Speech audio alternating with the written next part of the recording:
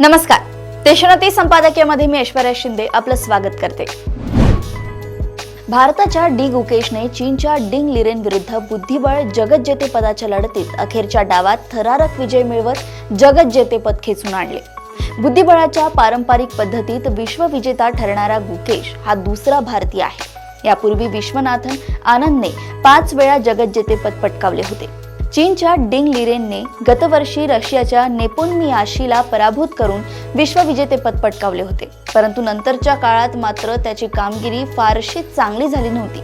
गुकेशने मात्र गेल्या 2 वर्षांमध्ये आपला खेळ कमालीचा उंचावला आहे। यावर्षी एप्रिल महिन्यात कॅन्डिडेट स्पर्धा, बुद्धिबळ ऑलिम्पियाड अशा स्पर्धांमध्ये त्याने अप्रतिम कामगिरी केली होती। बुद्धिबळाच्या इतिहासात गुकेश हा सर्वात युवा कॅन्डिडेट्स विजेता आणि आव्हानवीर ठरला होता आणि आता वयाच्या अवघ्या 18व्या वर्षी जगज्जेतेपद पटकावीत त्याने सर्वात युवा जगज्जेता हा बहुमानही प्राप्त केलाय। गुकेश सोबत खेळताना लिरेनने ही लढत टायब्रेकरवर नेण्यासाठी खूप प्रयत्न केला। टायब्रेकर रॅपिड पद्धतीने खेळले जाते आणि त्यात लिरेन गुकेशच्या तुलनेत सरस असल्याचे मानले जाते, त्यामुळे 14व्या आणि शेवटच्या डावाला खूप महत्त्व प्राप्त झाले होते। या डावात लिरेन पांढऱ्या सोंगट्यानिशी खेळत होता आणि हा डाव अनिर्णित राखण्यासाठीच तो प्रयत्न करत होता।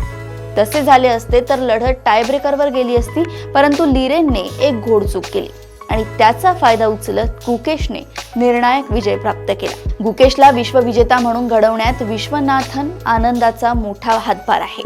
गुकेश, आर प्रज्ञानंद आणि अर्जुन एरिगेसी या 3 युवा बुद्धिबळपटूंची अलौकिक प्रतिभा हेरून त्यांना विश्वनाथन आनंदने आपल्या अकादमीत सामील करून घेतले। त्यांच्या अभ्यासाला, सरावाला, मानसिकतेला, डावपेचांना वेगळी दिशा दिली। अनेक जगज्जेतेपदाच्या लढतींचा अनुभव आनंदकडे असल्यामुळे गुकेशसाठी त्या संबंधीच्या टिप्स महत्त्वाच्या ठरल्या। एकूण काय तर एका विश्वनाथाने भारताचा दुसरा विश्वनाथ घडवला असंच म्हणावे लागेल। अशाच घडामोडी व अपडेट सोबत पुन्हा भेटूया देशोन्नती संपादकीयमध्ये। बघत रहा देशोन्नती। नमस्कार।